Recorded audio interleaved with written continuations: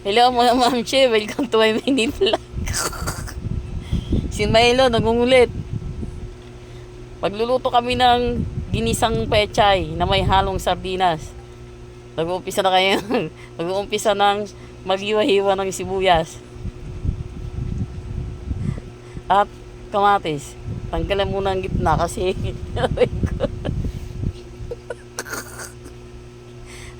at ayan na po mga inimayong pechay at ang kamatis naman hiwain.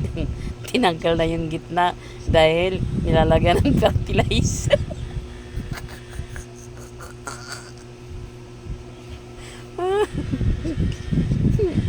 Ay na nga, inugasan na nga ang giniwang gulay na pechay.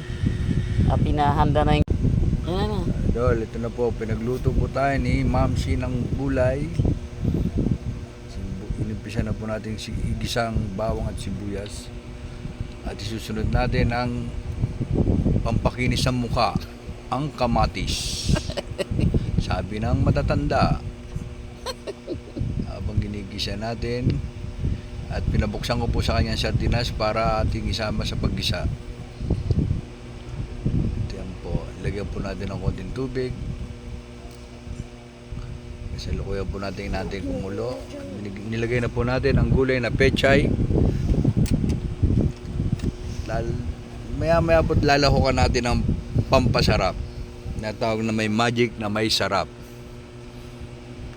Habang hinahalo natin ay kasalukuyan nating pinabubuksan ng ating magic sarap kay Ma'am Shi. Binubud na po natin ang magic syrup at nilagyan natin ng pamintang durog para medyo may tapang.